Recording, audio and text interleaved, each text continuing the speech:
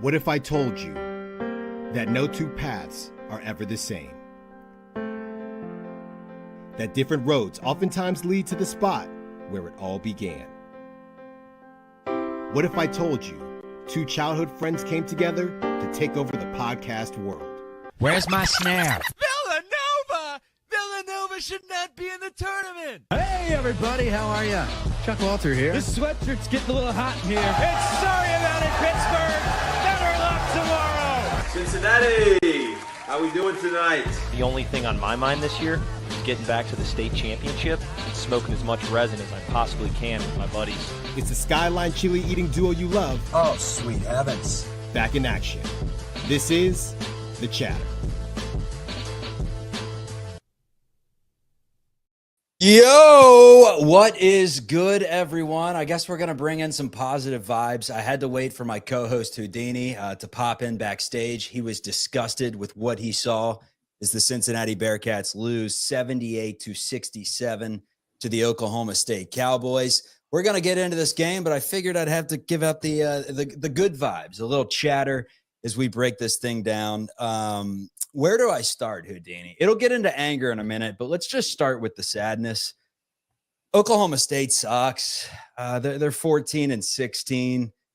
We have the same record in conference. This sucks. Chuck, we're not a good basketball team. First off, do you have my mic? We didn't even do a mic check. It doesn't matter. Who cares? The ESPN broadcast, thank God ESPN Plus just shut down for a minute. I was like, you know what? It's probably for the best for everybody, for their mental health.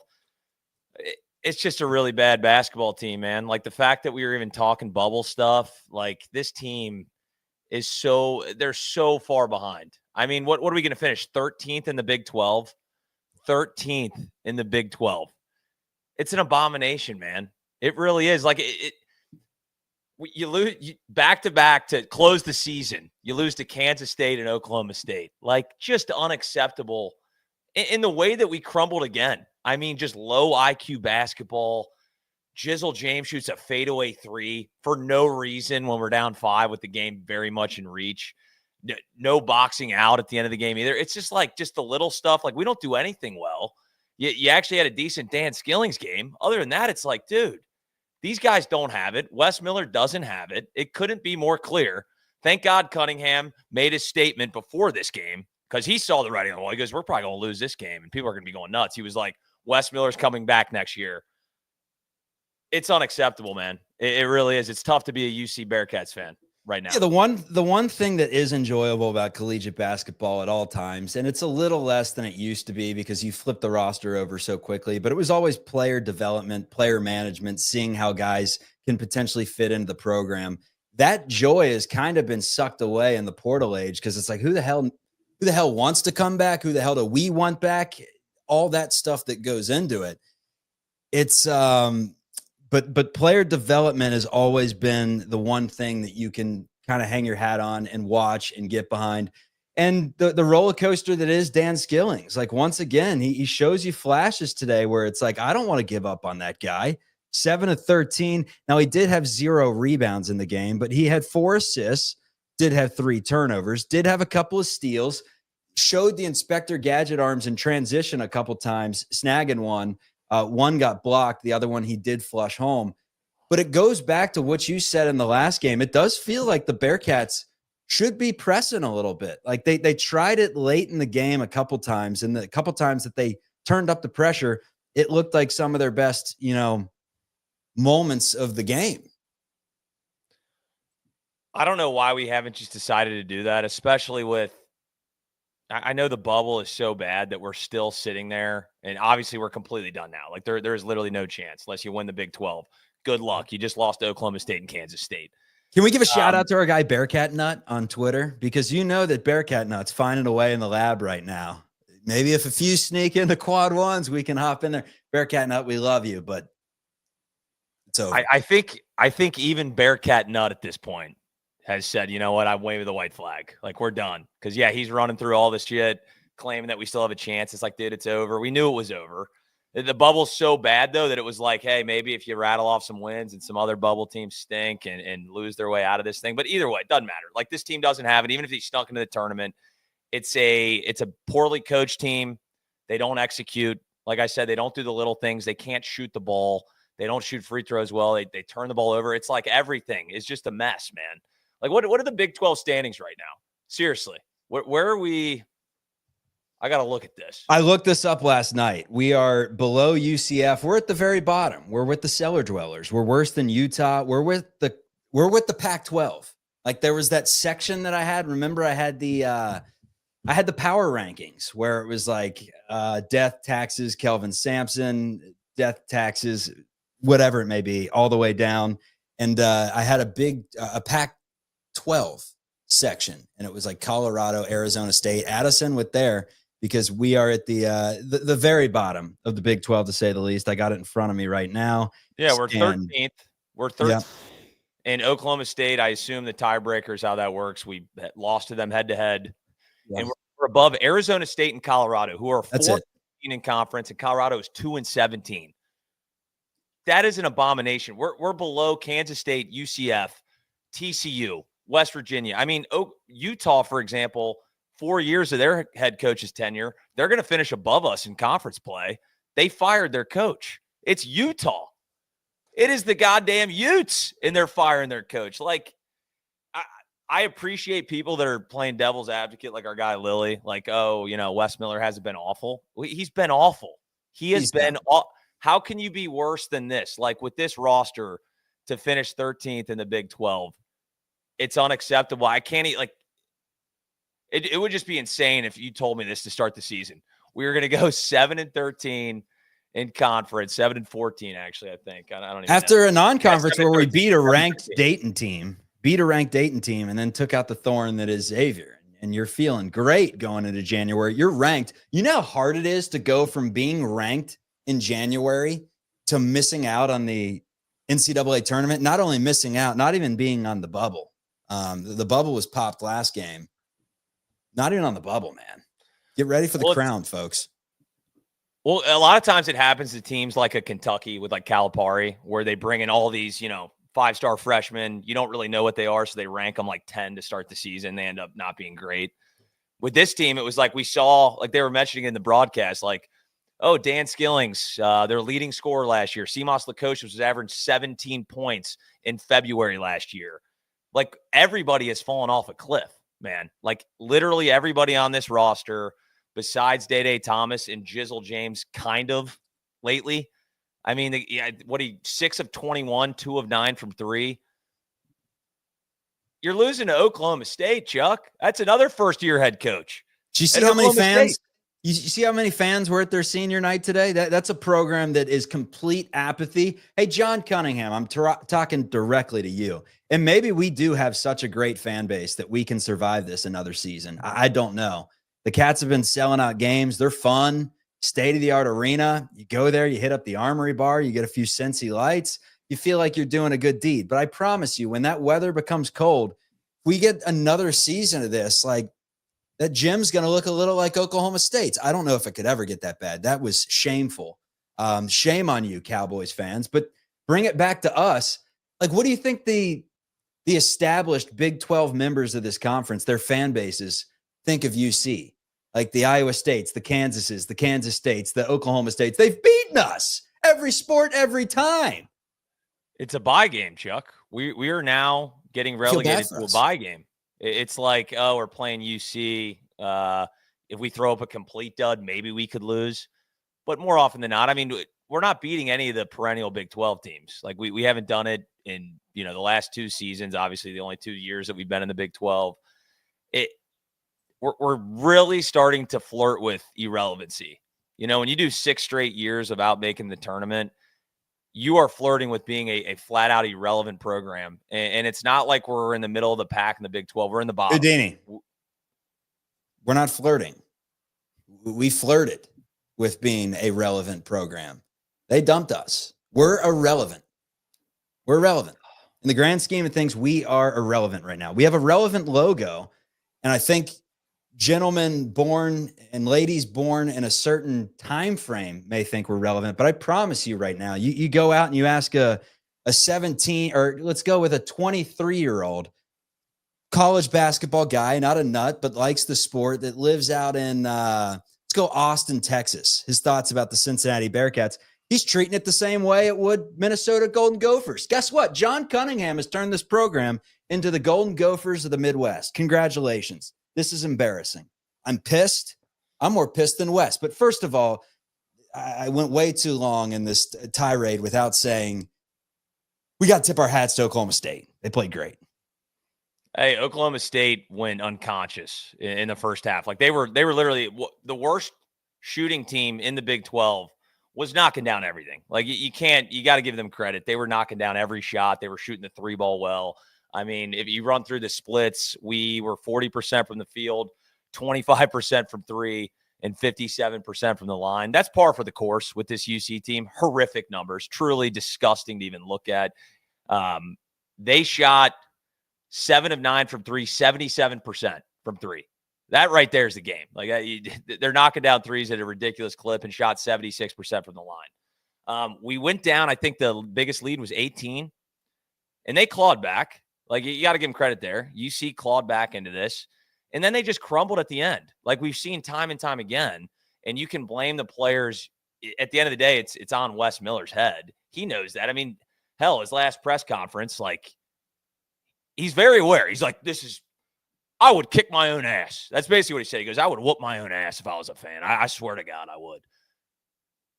You're muted, Chuck. Mute monster. Mute monster got me. Damn it. I don't get your reactions directly after the show. So we don't see the press conference. Like, obviously, Wes Miller has already given his statements. Someone in the chat can help us out. You know he's pissed. But that Kansas State one hit different, man.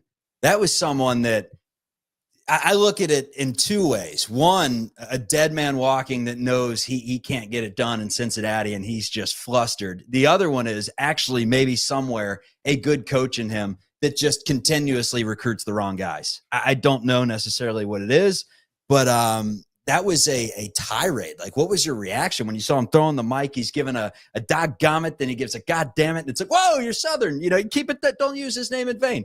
And I mean, then he says butt, then he says ass. He's like, he's floundering right now. And I feel bad for the guy, but at the same time, like, if he were to fail next year, he gets like $6 million.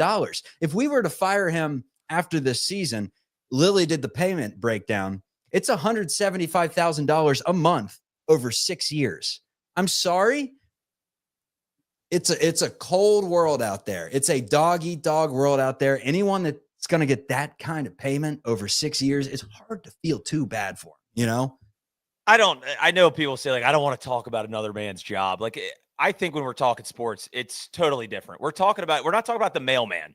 You know, hey, my mail was wet when we delivered it. Let's get his ass fired. We're talking about a guy that's going to be paid $10 million, to be canned. I don't feel bad in the slightest way. He's going to be just fine. He's still young. I don't even think if we were to fire him. He may be a good coach, man. He may be a good coach. It may just not have worked out here. He could turn it around. Like, he could absolutely go somewhere else and end up being a great coach at some point. Right now, he is not that. And I mean, the proof is in the pudding. Look at the product on the basketball court. It's hard to watch, man. His team's taking on his personality, which is quite frankly timid. Well, and you love to see what he said after last game. You're right. He used the word ass, and he's not a guy that says ass. He says butt every single time. That's how frustrated. Maybe he's going to say fuck today in the post game. I don't know. We'll have to. I can assure you, he's not saying that. Yeah, no, there's absolutely zero chance. But I mean, he's clearly frustrated. He's not an idiot. Like we still, as we've said a billion times, like we like Wes. We think he's, a good guy. At the end of the day, he's not getting the job done. At least at this point, I think after what we've seen this year, when we had this just horrific out of conference slate to start, now we know you can't do that. You have to play the big boys immediately. You got to have multiple Power 5 games on your out-of-conference resume so we at least know what we're dealing with. What's that saying where it's like a Chrysler looks a lot like a Phantom until a Phantom pulls up? We got a bunch of Chryslers on this roster, Chuck. It's a bunch of goddamn Chryslers. All right, call-in show, the only one on the internet pertaining to the Cincinnati Bearcats. Come in, leave your thoughts. The link is in that chat if you were watching on YouTube. We welcome in Delaney. Delaney, where are you calling from, my guy? What's up, fellas? How we doing? Pretty good. Cincinnati, Ohio. Hell yeah. Currently in Price Hill, the West Sider. Price Hill girls, where they at? On Glenway, maybe for show. That's where they roll. Yes. Yes. I'm going to preface this by saying I'm not going to make this any better. Like, nothing I'm about to say is going to make this any better. It's therapy. But yeah, exactly. It's, everybody, it's on to next year, blah, blah, blah. Because talking about it, you guys talked about it so much. It's the same stuff over and over. There's nothing new really that we're going to bring up. So it's on to next year, right? And everybody's like, oh, Abayev. Hey, look, last year USC had Collier and Page and all this great, recruiting class. Look what they did. What's Rutgers got? Rutgers got what? 2 lottery picks, basically. What's their record? Great. It's like, oh, that's something to look forward to. So it's like, I don't know how much faith I have. I mean, I literally have no faith. And then in my mind, it's going to be like next year, what do you do? Here's a question. What do you do if Wes sneaks into the tournament next year, but you're like, God, he barely snuck in? Like, does that even give any faith of him is my question. Very much appreciate the call, Delaney. Welcome anytime. To answer both those questions, let's start with the Sean Abayev. It's a great question. The faith. It is a great question. The faith is pretty simple for me. It's no. Like, I gotta see it at some point. I have to see it. This is not a higher spirit faith. It's completely different, right? It's someone that's putting a product on the floor that has time and time again to fix the issues and that has regressed. Like, this team's not any better than it was a season ago. In fact, I think we both agreed, Houdini, that this team is worse. So we'll touch on that in a minute.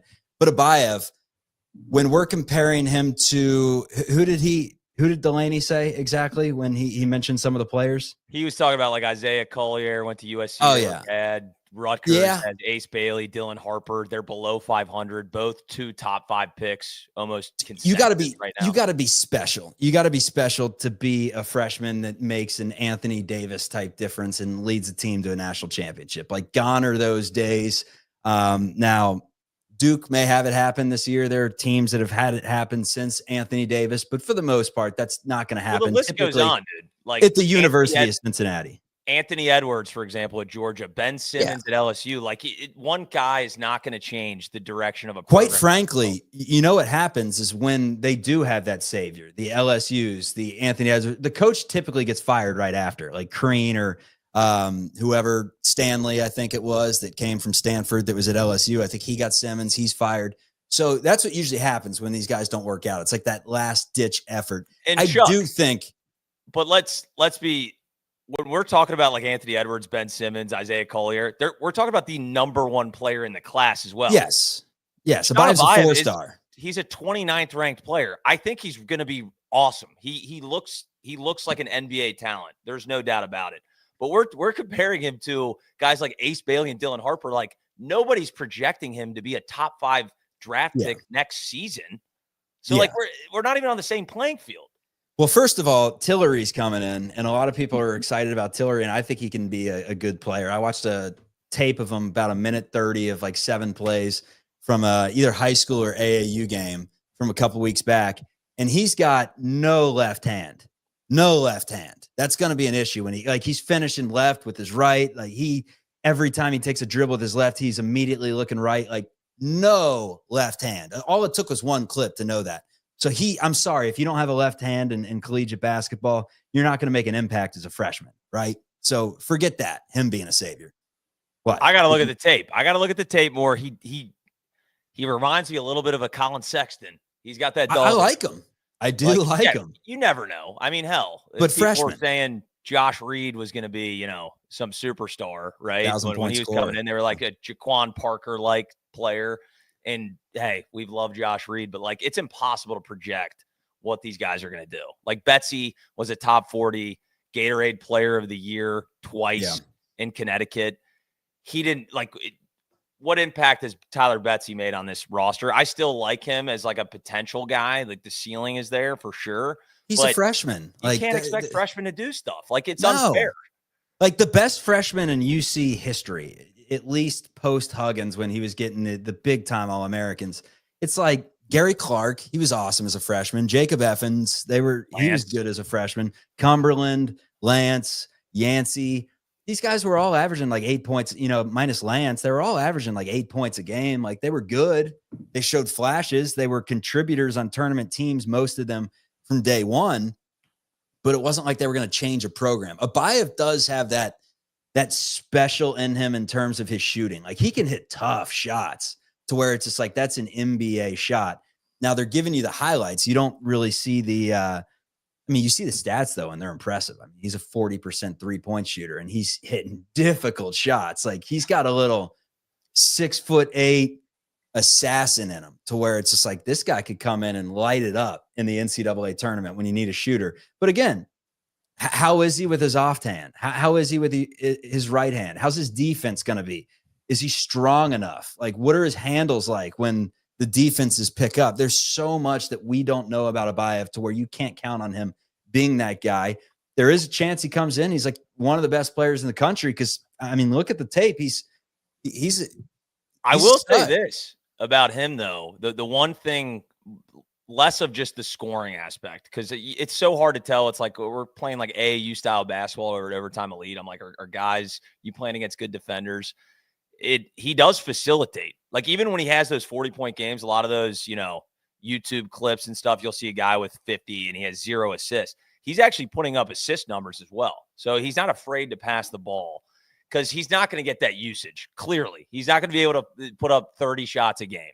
You know what I mean? Granted, we're watching Jizzle James go for, 20 plus shots in consecutive games now. So obviously this roster is going to be completely different. There's no doubt about it.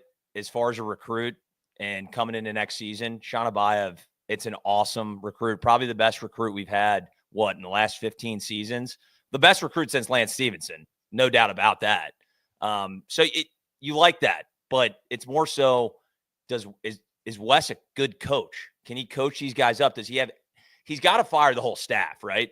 He's got to fire the entire staff, bring on an offensive mind to help him strategize. I feel worse about that. Those guys aren't set for life. I feel bad about that as compared to just saying, get rid of Wes. Like he brought him on. Like he's not doing his job. He's not relating to the guys at the end of the day. Like the big thing that I've been hearing, and we've all been hearing this, is that they just lack that competitive nature to the extent where the Sean Kilpatricks of the world had it. The Justin Jacksons, a lot of those Mick players had this dog in them where it was like, I hate losing a lot more than I hate winning. And look, when I was an athlete playing at the Cincinnati Sports Mall, shout out Nathan Kraft, my guy, man, playing at the East Side Cincinnati Sports Mall, lighting it up from 3-point range.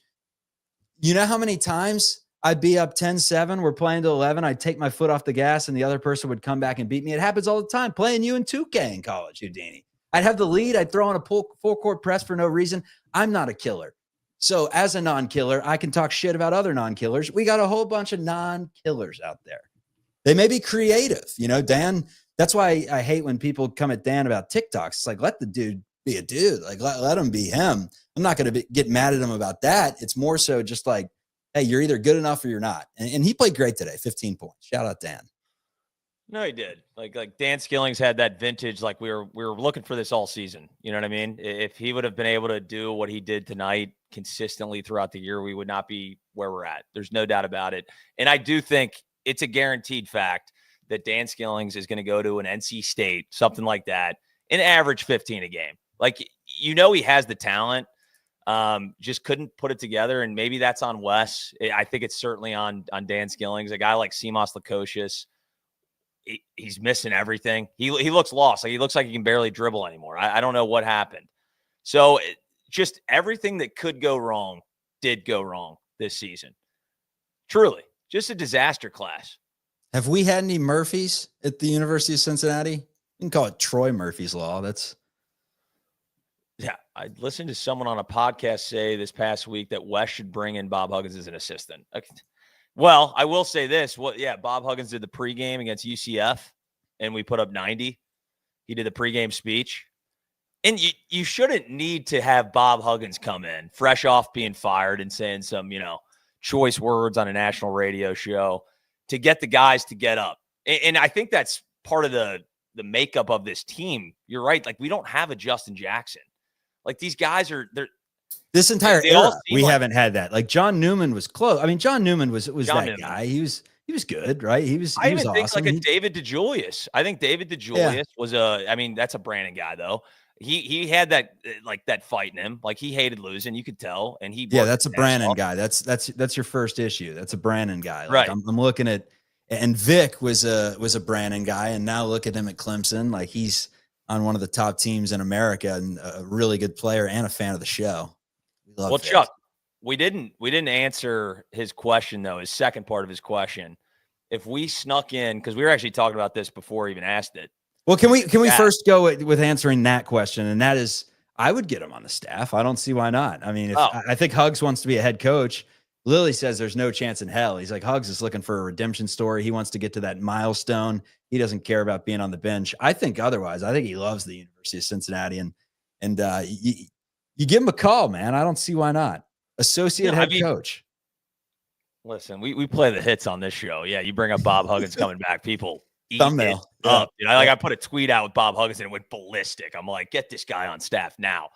It's not realistic. I don't think it's going to happen. It would be wild for Wes Miller to bring in a guy that everybody wants now to be the head coach on his staff. It's not going to happen. It really isn't. Would I be opposed to it? Absolutely not.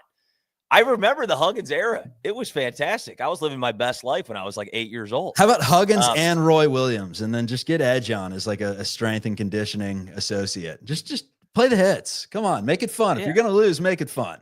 I mean, at this point, let's just do running back drills at practice. Let's just have Edger and James just light guys up and put some toughness into this team. But to his other question, though, and I think it's interesting, his contract is technically through the 28-29 season. If Wes Miller sneaks into the tournament, let's say it's a 10 seed next season, are you all of a sudden saying, oh, maybe Wes figured it out? Because I'm certainly not. Like, five seasons and you get in, you sneak into the tournament once, like, that does nothing for me personally. But if he had a season where he ended up being, 4 or 5 seed and we played really well, we saw, great stuff from Abayev and some of these portal guys. But if Abayev's getting ready to leave, he has a great season. I mean, even like a pretty good season, he's leaving. Like, he's going to be on draft boards. He is a one and done if he's good at the collegiate level. So then you look at the next year, like it's the question of the eye test. Like, does it look like this guy has a team that fights for him till the very end? Because that was the one thing about Mick, and you hear it about Pitino, and you hear it about all the best coaches. I had Kevin Harlan on Locked On Warriors yesterday, and I asked him about the Warriors culture, and he was just like, dude, there's something about, holding everyone accountable that Kerr does, and also open lines of communication. I don't know how that is with Wes. He says there's no ambiguity. That's the right word. There you go. No ambiguity inside those facilities. And he also said that he's just a master communicator.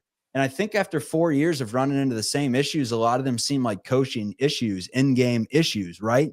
That he cannot fix, that there may be something with the communication that's just not that of a great basketball coach. I'm not going to sit here and act like I'm, anything more than a shill reading from Coaching for Dummies. You're the player. You had a heck of a career at Elder High School. Your dad thought you should have gone D1. Yeah, no, I told you that. If I was 6'7", he's always said I would have been a D1 player. I go, yeah, maybe. If I was 6'7", if I was Cooper Flagg's height, there's a chance. But there's clearly, and we can't say this enough, Chuck, and he mentioned it. It's like, how much more can we say the same damn thing? Because we've seen it over and over again. If you can't get 20-year-olds up to play in March with the season on the line, and that happened really against Kansas State, but another dud against Oklahoma State, that's a coaching issue. And it's being able to see what kind of players you're bringing in, what their personality type is. How do you get these guys going? How do you get them motivated? How do they work together? Right. Like, it just as a collective unit, and it just hasn't been there, because I do think these guys individually in a vacuum are nice players. I really do. But collectively, this is a bad basketball team. And it certainly doesn't help that the two guys that you thought were going to be mainstays on this offense and overall on the team, Seamoss and Dan Skillings, have been next to nothing except for Dan today. It's not going to help anybody's cause here. And, finally he threw Rayvon Griffith in. Okay. He didn't do much. He was in for 5 minutes. I think Rayvon Griffith should have been playing the second we went on that skid. He at least brings energy and he fights. Like, at some point, that's all you want right now. Like, we got guys that, again, I think there was 2 minutes left and they shot a contested shot down 3. You look at the replay. They showed it on ESPN Plus. Shout out to the broadcast. There's 3 guys sitting there. You see uniforms in the paint, ball watching. One Oklahoma State guy in the paint. They don't touch him. He gets the rebound, puts it in. It's a 5-point game. That kind of sealed the deal. Like, these are things like, do you want it? Do you even care? Like, put your ass on the line and put a body on somebody. Like, Dylan Mitchell is probably the most interesting guy on this team. He has about 3 highlight plays a game. That crossover dunk on the baseline to start the game, incredible. Like, you watch that, you go, holy shit, this is a guy, right?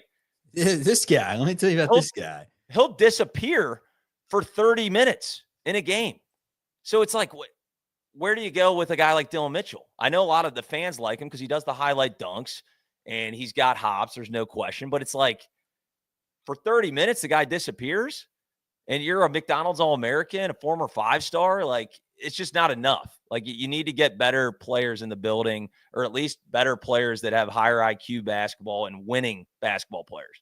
Yeah, I don't think Dylan Mitchell is the main any of the issues. I would absolutely bring him back if, like I said, if this was the old collegiate basketball. It's different now with NIL and how you got to spread the funds, which is weird that we're saying that when it was so taboo like 6 years ago. But hey, life comes at you fast in 6 years. But when it comes to like a scholarship, he's absolutely worth a scholarship. He's got way too much talent to ever give up on a guy like Dylan Mitchell. Talent, seems like good character, even if it's not the highest motor in college basketball. Like, well, listen, Chuck, we can do this all day. We can talk about high character because I actually think every one of these kids, high character, truly. This isn't a Bible club, dude. This isn't Bible study. Like, we're trying to win basketball games. Like, at some point, like, you got to do something on the court. All right, forget here. Enough, Houdini. Here's all I'm going to get into. I'm cutting you off this time because we're bringing up Dylan Mitchell. We're bringing up Dan Skillings. We're bringing up Seamus Lukosius. We're bringing up Victor Locken. We're bringing up yada, yada, yada. The issue starts at the top. The tippy top, the tippy top, the penthouse. That's where the issue starts. But the issue that we can point to, because I don't even know how the hell you get a president of a university fired. I don't know all the developments that he's done outside of the sports landscape, right? There's a lot of things that go into there's a lot of things that go into being a leader of a higher institution. But when Congress, Senate, this is just the way life works, man. Like, we did not ask for this, but when collegiate basketball is a billion-dollar industry, multi-billion-dollar industry, this is what comes with it. It comes scrutiny, and this is a beautiful basketball program. You have 12,000 people showing up for games that are irrelevant, but we believe and we want it so bad that we are showing up trying to will them to being relevant, and they are irrelevant. And we've given the head coach 4 years, which is plenty of time. Every other Power 5 team in the country that's missing out on the tournament, that has the reputation and the tradition of making the tournament that Cincinnati does, every single one would be fired. It's not an alum and that doesn't inherit this in a completely different situation, because obviously Mick got the 4 years and it was just completely different world in college basketball. But let's point to Wes, man. He had a 14-5 basketball team his first season. They just won 3 in a row, defeating Tulsa by 21 points. Remember, even that first year, everyone says, oh, he had no talent. They suck, this and that, whatever. Sure. But he had a team that was 15-6 at one point in the season with a win over Illinois. Like, okay. And they what? I guess they beat no one else and lost to Monmouth in that stretch. So whatever. But 15-6, they go down to 17-14 on the season. They lost 8 of their last, 10? They lost 5 in a row to end the season. And this is just off memory. I may be proven wrong here, but that's his first season. His second season down the stretch, the team is Let's see. This one was a little more confusing in his second season with Landers Nolly because they never really gave themselves a chance starting off the season 6-4. And then it was kind of win 3, lose a couple. They never had that big losing streak. That team just flat out wasn't good enough. And then they went on a little run in the NIT. Like that may have been Wes's best coaching job with the team that he had. And quite frankly, Landers Nolly was awesome. That was Wes Miller's best team. Argue with me. I mean, it may have been at least the best coach team. 20 and 11, a lot of that had to do with DeJulius. Nolly obviously was awesome. 20 and 11 on that season. We go to the next year. That was last year, first year in the Big 12. And they are 16 and 9. 16 and 9. They had just beaten UCF. They have wins over Texas Tech and BYU. They're locks. 16 and 9. They take care of business. They're going to be locks. Instead, what do? They lose to Oklahoma State at home. At home, that Oklahoma State team was terrible. They followed up getting trounced by 18 to TCU, a team that they had beaten and you'd stormed the floor for earlier in the season. Then you give a good fight against Houston. You lose on the road. You followed up with a Kansas State win just because Lukosius bailed you out. You didn't deserve to win that game. You kind of blew it. Then you actually blow it at Oklahoma and lose. So what I'm getting at is March and Wes, it's hell. It's hell. And that matters. We end on a downward trajectory. We've seen it time and time again. You know what really would have been Wes's saving grace, truly, if Landers Nolly did not declare. I truly think if Landers Nolly played on that team last season, I went back and looked at Landers Nolly's stats. This was like 3 days ago, and I was just, in a deep depressive hole. There's no way out. There's no sunlight in sight. He averaged 17 a game. He's 6'7". He averaged 17 a game and shot 42% from 3. He's awesome. That's the one thing you could point to. Like, he got Landers Nolly. That's like by far his best portal get. If you can get a guy like that, and if he the one we talk about least, people forget how good Landers Nolly was, man, and he hit tough shots over and over again. If he was on that team, then I definitely think last year's team makes the tournament. Things changed drastically as far as how we're viewing Wes Miller in this program. But at the end of the day, it didn't happen. But just shout out to Landers Nolly, man. I can't believe he didn't get more buzz as far as an NBA prospect, being 6'7" and shooting at a 42% clip on 6.5 attempts a game. He's going to be shooting 7 threes a game. Well, give me Landers Nolly back. Can he give me Landers Nolly back? He's in the G League somewhere, I'm guessing. Maybe he is. Wes can go coach the G League team. You can have some swap. I don't know how that works, but going back to Wes Miller coach teams, remember that year late in the season, they blew one at East Carolina. At East Carolina, they were 17 and 9 going on the road to ECU. I think that was a decent ECU team. But again, you lose that game. You had opportunities against Memphis. You lost that game late in the season by 3. There was a game against Houston that season on the road where UC was up by 10, I think, in the second half, and you lost that game. It's just the way that you've got it done. You blow leads. You have embarrassing performances. There's never one in the middle that's made us believe, like, all right, he's showed us what it takes to put full belief in him that he could take us to the next level. But look, he's the guy, and the apathy has set in. The apathy has set in because I am so out, but I'll never be out on this program. And the program trumps the head coach. And at the end of the day, we're gonna support him. I mean, that's all we can do, right? Get a good portal haul, change it. No. I mean, we have no choice, Chuck. We have no choice. I'm following Wes into the depths of hell. If it comes down to it, that's fine.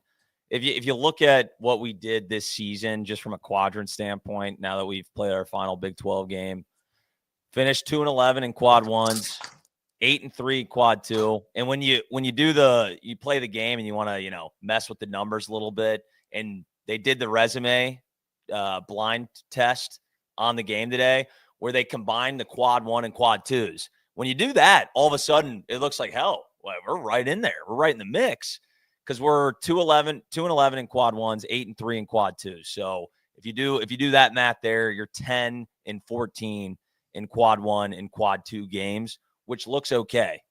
The problem is our quad one wins, we're barely hanging on. It's Baylor and it's BYU.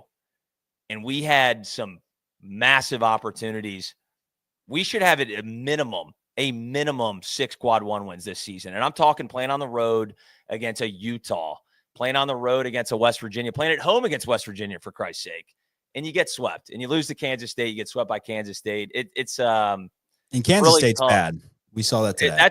That's horrible, man. I mean, it's horrible. And then you lose to Oklahoma State again. Did we play Oklahoma State twice last year or just once?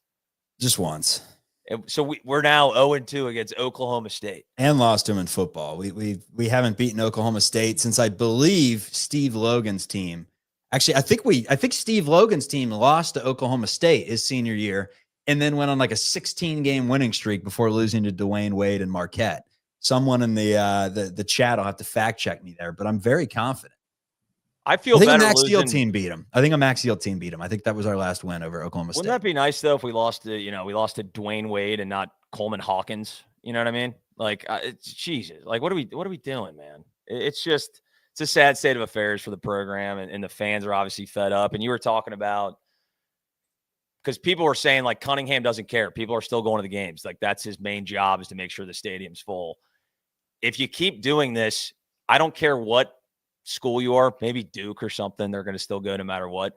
You're going to start seeing a massive drop in attendance. Quickly. It's going to happen. A complete generation gap of people not caring. Complete generation. Right. You want to win the young ones in town, you give them a product to cheer on. That's why I became a fan. If UC had this product when I was in the first grade and fell in love with them, I wouldn't be a UC fan. Like, that's what they got to realize. I would not exist. My Audi would be, I would be chilling. I would not care whatsoever. I would be probably not a college basketball fan, or I would probably be a Xavier fan. I would never say that. Never. Well, I think we're seventh. We're seventh in dodgeball right now. Okay. The athletic department isn't a complete failure. We're seventh in dodgeball.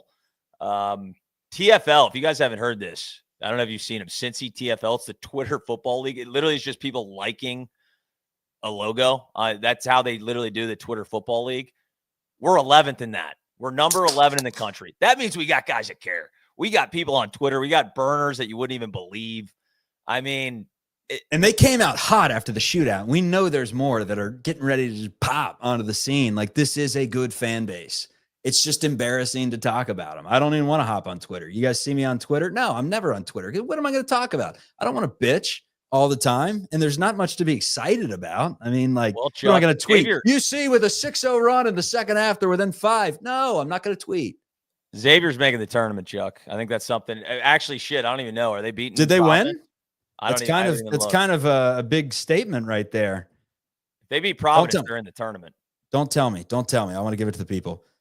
Xavier's up by 7 with 8:07 to go as of this recording. They're going to win. Yeah, they're going to make the tournament. They're going to get in. They'll probably win 3 games. Yeah, they'll probably win 3 games in the tournament. So, for what it's worth, man, I don't really give a shit, honestly, about Xavier. Like, I'm way too focused on the debacle that we have here in the University of Cincinnati. I even worry about what's happening in Norwood. Dana Gardens, just an ass bar, just through and through. I'm not worried about it. But yeah, Xavier's going to make the tournament. UC's not going to make it again for the 6th straight season. What can you do, man? How do you do a podcast on this? It's honestly torture. How do 351 people show up? That's dedication. That's passion. That's a bunch of people that just love listening to other people vent about the same issues that they have. Here's the good news, Houdini. There's still sunlight left in the day, at least Central Time. I don't know about you. There's still a little bit of sunlight, so we're going to let the people get back to it. Soak up 15 minutes of vitamin D. Don't the clocks turn back tonight? Pray for Shauna Bayev. The clocks turn back. Or turn up. Spring forward, excuse me. But here's the thing. This time's synonymous with the madness. Like, I used to get so excited for it growing up. And I mean, I'll still fill out my bracket probably day of. It's gotten to be like day of. That's how the apathy is kind of drawn in. When your team's just not in it, it's different. You fill it out 3 hours before. Don't you miss filling out the bracket and just making UC go absurdly far? Like, because you're like, I don't want to have UC make a Final Four run and be the asshole that had them losing in the second round. So every single season, I'd have them. I don't care if they were a 10 seed. I'm like, I could see it. You push them into the Elite Eight, and then that was the erasable pen era too. I'd be erasing it. I'd go, actually, they're going to the Final Four this year. That's all I want, man. I just want to make a bracket with UC listed on the goddamn thing, and we're not going to get it again. And I can't say it enough, man. It's brutal. It is absolutely brutal. We don't deserve this. I'm sure. Actually, I think they mentioned Wes in the postgame in the chat. They're saying he was proud of our resiliency in our fight today. It's Oklahoma State, dude. They had 80 people in the stands. What are you're proud of what? Like the Oklahoma State fans have gotten it. They're like, hey, we got better things to do in Stillwater than go to a basketball game that's not fun to watch. Like, that's kind of life, right? We're only on this earth for so long. You want to do things that are fun. Now, I have a weird fetish for, I guess, being disappointed, which is why I continuously root for these Cincinnati sports teams. But the joy has not really been there much. Like the peak of my Bearcats fandom was when I barely even knew what to think of it. I just was born assuming that Cincinnati was awesome. I was like, yeah, we don't have a football program, but the basketball team. Oh, let me tell you about them. I think there's a big facet of this fan base at this point, after what we've seen, that is actively rooting against UC right now. Like, they want to see it crash and burn. After we lost that Kansas State game, I mean, I think people are actively rooting for us to just shit the bed completely, that they're forced to make changes. And that's sad to even say, but I think it's true. I think people are just hoping for a crash and burn situation. I'm so pissed off that we are contractually obligated to play in the Crown tournament. Like that's the worst thing that can happen for us. For what? We're going to be playing. We don't even know who's going to be playing in that. Guys are playing Minnesota. But no, I guarantee you guys are going to be opting out. Like, NIL stuff opens up like right after the season. So like, they're going to be like, I'm already heading elsewhere. Why would I play? With how late it is, because it's right around the Final Four when the tournament tips off, right? It's like late. Is it late March? I think it's late March or early April or something like that. And if that's true, now don't get me wrong, there are a lot of burners out there. There's a lot of false information. However, if that's true, why would you want to play in that? Like, you got to hit the ground running. You got to flip things. We know that Wes offers every single person in the portal. We've seen that on the Rothstein tweets with 75 schools. Cincinnati's always on them. But I mean, this is make or break in the portal. Like, oh my God, dude. It starts March 31st. So we're going to be mid swing of the tournament by that point, right? Because we're doing conference play next week. March 31st is Elite Eight weekend. You know, it may be right after. It's like, usually it's the first week of April's Final Four. So it's not the best timing. Chuck, do you hate the idea of us just doing this show and just totally acting like it's the real tournament? Just 100%, just talking about the matchup, and it would be unbelievable to win a national title this year. And it's just the Crown. Maybe we do that. Maybe we just lean into it. We go all in on the Crown. Maybe we actually hire that van that we were going to take across the country and do live streaming for the NCAA tournament. Maybe we take it to the Crown, to Vegas. And we got to start Halveen, right? Zealot, we got to start him throughout the Crown. Have to. Yeah. CJ Anthony doesn't want to burn his red shirt, but I'd love to see some minutes from him. Because, I mean, at this point, it's like you're basically just letting – It's kind of a joke. It's kind of a joke. And the athletic department, they can't say it, right? By the way, that was an unreal, just we'll pull back the instant replay. The beer went flying. But it's kind of, and it's sad to say, and there's a lot of people that would disagree, and they'd say, this is competitive athletics. You play until the final whistle. But 6 years of this, it becomes so apathetic to the point where it's like, it's kind of a joke, right? This tournament's kind of a joke. Like the NIT, when it serves a purpose leading into the next year, getting guys developed. Right. Sure. This team, like, if there's not significant turnover, if the NIT matters from this year, other than maybe winning a championship and having some good vibes and things change, I don't know, but you lose second round, third round of the NIT like we always do. Like, it's a joke. It's a joke.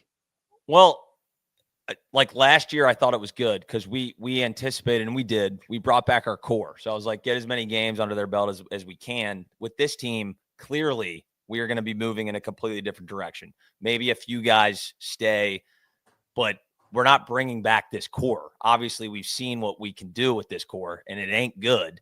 It's about 13th or 14th in the Big 12. So it's basically just going to be playing like seniors for their last hurrah in college basketball. So, hey, you know what? Guys like Aziz, Simas, I salute you. I think they work their asses off. I really do. Just every athlete weren't does. good enough. Even if you don't work your ass off, if you're a collegiate athlete, you work your ass off. Like you got to wake up for 7 a.m. practice or whatever it be, or forced to go to your classes and then go to 1 p.m. classes or 1 p.m. workouts and then training. And then like these guys are all, you had doing wall sits at lunch. You had break. a Mac football roommate. Like we saw what he went through. He was not the same as us in college, to say the least. No, you got to sacrifice to be a college athlete. No doubt about it. But it helps when you get 6 figures to do so. So yeah, no doubt about it. All right, let's go enjoy some of that sunlight. This is Chatterbox Bearcats. Hit that thumbs up on the way out. We appreciate you spending some time with us. And we will talk to you, I guess. Do we do a Selection Sunday burial? Just, holding out some sort of hope? How do we do this? I guess we'll talk to you for the Big 12 tournament. That's what it'll be. I don't know if Lily and Niehaus are going to do a bracket breakdown. That's incredible dedication if they do. We'll get Bearcat Nut to do it. Yeah. But that's it. We'll talk to you for the conference tournament. We'll see who we play. They're gonna have to win 5 in 5 games, not even anywhere near the bye, very bottom of the league. This is Chatterbox Bearcats, everyone. Have a great night.